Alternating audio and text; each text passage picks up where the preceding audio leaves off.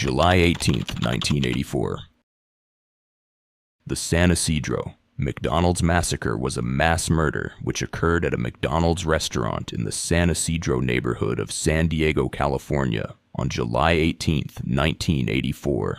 The perpetrator, 41-year-old James Huberty, fatally shot 22 people, including an unborn baby, and wounded 19 others before being killed by a police sniper approximately 77 minutes after he had first opened fire.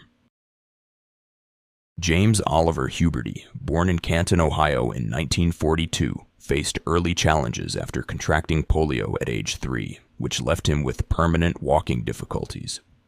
Growing up amid family strife, his mother abandoning the family for religious work and his father moving to an Amish farm, he became sullen and withdrawn. Huberty pursued sociology at a Jesuit community college and later trained in mortuary science, meeting his wife Etna during his studies. After working as an undertaker in Massacre and later as a welder in Canton, his life was marred by domestic violence and erratic behavior. A motorcycle accident ended his welding career, and in 1984, the Huberty family relocated to San Isidro, California, where he briefly worked as a security guard before being dismissed just weeks prior to the infamous shooting incident near his apartment. On the day before the massacre, Huberty had called a mental health center. The receptionist misspelled his name on intake as Schuberty. Since he had not claimed there was an immediate emergency, his call was not returned. Huberty and his family went to the San Diego Zoo on the morning of July 18th and had eaten at a McDonald's in the Claremont neighborhood in northern San Diego a few hours prior to the massacre. Before Huberty left for McDonald's, his wife Etna asked him where he was going. Huberty responded that he was hunting humans. Earlier that day, he had commented to his wife, "Society had its chance." When questioned by police, Etna gave no explanation as to why she failed to report this bizarre behavior. A witness, who spotted Huberty as he left his apartment and proceeded down San Isidro Boulevard with 2 firearms, phoned police, but the dispatcher gave the reporting officers the wrong address.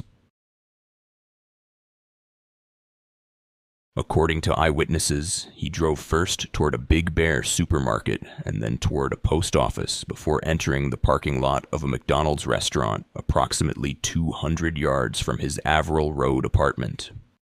Huberty drove his black Mercury Marquis sedan into the parking lot of the McDonald's restaurant on San Isidro Boulevard. In his possession were a 9mm Browning HP semi-automatic pistol, a 9mm Uzi carbine, a Winchester 1200 12-gauge pump-action shotgun, and a box and a cloth bag filled with hundreds of rounds of ammunition for each weapon. A total of 45 customers were present inside the restaurant. Meanwhile, Huberty walked into the restaurant at around 3:40 p.m. and ordered everyone inside to lie down. When they did, he opened fire on them, injuring and killing many. Huberty then methodically executed any who survived before firing at people as they fled, and then those in the parking lot. During the shooting, he would shout that he had killed thousands more prior. The massacre began at 3:40 p.m. and lasted for 77 minutes. Huberty had spent 257 rounds of ammunition before he was fatally shot by a SWAT team sniper, Chuck Foster, perched on the roof of the post office adjacent to the restaurant. Initially, law enforcement and emergency crews responded to the McDonald's located at the U.S. international border with Tijuana at 3:15 p.m., and 15 minutes later changed directions after they learned that the shooting was actually taking place at the McDonald's next to the post office approximately 2 miles away.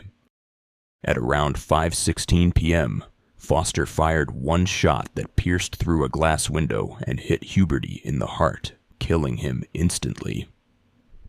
When authorities entered the restaurant, they found 21 dead bodies, along with an additional 19 injured victims. The San Isidro McDonald's massacre is currently the deadliest shooting by a lone perpetrator in U.S. history. What do you think? Drove James Huberty to commit such an unthinkable act? Let us know your thoughts in the comments below.